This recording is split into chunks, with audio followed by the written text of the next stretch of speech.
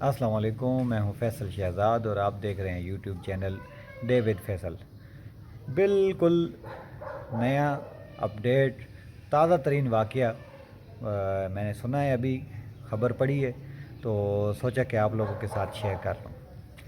واقعہ ہے جی پاکستانیوں کے فراڈ، اور رمضان سے ریلیٹڈ ہے اور رمضان چل رہا ہے۔ تازہ ترین واقعہ پیش آیا تو آپ لوگ بھی لطف اندوز بھی ہوں اور ساتھ میں اپنے آپ کو دیکھیں کہ ہم کس درجے پہ کھڑے ہیں۔ ہوا ایسے ہے کہ ایک بندہ جو ویل ڈریسڈ تھا اور مسجد میں گیا، نماز پڑھی عصر کی، اور چونکہ سوٹ بوٹڈ وہ مطلب اس کی پوزیشن ایسے لگ رہی تھی کہ وہ کوئی بڑا، کوئی چودھری، کوئی خان جیسے ہمارے پاکستان میں ہوتا ہے اس قسم کا آدمی تھا۔ چونکہ اس نے نماز ادھر مسجد میں پڑھی اور اس کے بعد اس نے مولانا صاحب سے کہا جی کہ میں یہاں پہ 3-4 دن افطاریاں کرانا چاہتا ہوں، تو اگر آلریڈی یہاں پہ اگر کوئی بندہ اس طرح کا پروگرام کر رہا ہے تو مجھے آپ پلیز بتا دیں۔ تو امام صاحب نے کہا جی کہ نہیں، ایسا تو کوئی پروگرام نہیں چل رہا یہاں پہ، تو آپ بے فکر ہو کے آپ کر سکتے ہیں۔ تو انہوں نے کہا جی ٹھیک ہے، میں 3 دن یا 4 دن افطاری کرنا چاہتا ہوں، تو آپ ایسے کریں کہ ایک تو سب سے پہلے اپنے یہ جو علاقہ ہے اس میں اعلان کر دیں مسجد میں کہ کوئی بندہ بھی گھر میں کوئی کھانا نہ بنائے، اور سب کی، مرد و عورت سب کی افطاری جو ہے وہ میری طرف سے ہر روز ان کو پہنچ جائے گی۔ مطلب 3 دن یا 4 دن کا اس کا وہ ٹارگٹ تھا۔ تو مولانا صاحب نے اعلان کر دیا وہ کہ جی آج کسی نے افطاری نہیں بنانی، اور لوگوں نے گھروں میں کھانا نہیں بنایا۔ اب ہوا کچھ ایسے کہ اس آدمی نے مولانا صاحب کو کہا کہ آپ میرے ساتھ چلیں اور آپ کے محلے میں جو دکان ہے، بڑی دکان، وہاں سے سامان پرچیز کروا دیں، تو سامان لے کے تو افطاری کا کوئی سیٹنگ کرتے ہیں۔ امام صاحب چل پڑے۔ سب سے پہلے وہ گئے چکن والی دکان پہ، چکن والے کو بولا کہ ہاں جی ہمیں 36 کلو چکن چاہیے، بون لیس بھی چاہیے اور بون ان بھی چاہیے اور فلاں فلاں۔ تو چکن والے نے چونکہ امام صاحب کو دیکھا تو امام صاحب ساتھ میں ہیں تو ظاہری بات ہے، اب بندہ ٹرسٹڈ ہے، تو چکن والے نے چکن بنانا شروع کر دیا۔ ساتھ ہی کریانہ کی دکان پہ چلے گئے۔ کریانہ کی دکان میں 4.25 لاکھ روپے کا سامان لکھوا دیا گیا، جس میں گھی، آئل اور چنے اور چاول اور دالیں، مطلب ضرورت کی ہر چیز لکھوا دی گئی۔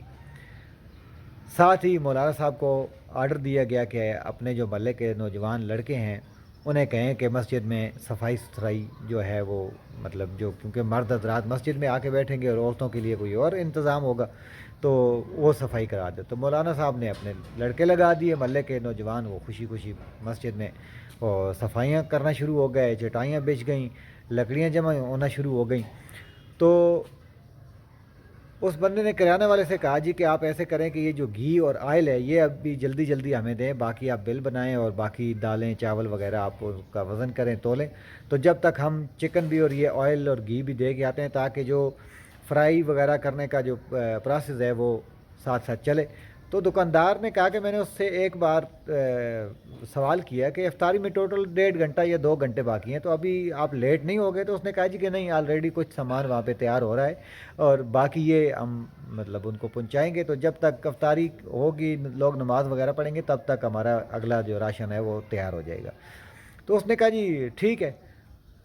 اس نے ساتھ میں اپنا ایک لڑکا لیا، وہاں سے گھی اور آئل اٹھایا، جو مہنگے آئٹم تھے وہ اٹھائے، ساتھ میں چکن والے کے پاس گئے، چکن والے سے بھی ایسے کہا کہ آپ ہمیں یہ چکن دو، ہمیں دے کے آتے ہیں، مسجد میں بنائی ہو رہی ہے تو چکن ہم دے کے آتے ہیں، تو واپس آ کے 20 کلو آپ چکن اور تیار کریں تو ہم واپس آ کے آپ کو یہ سارا بل اکٹھا کلیئر کرتے ہیں۔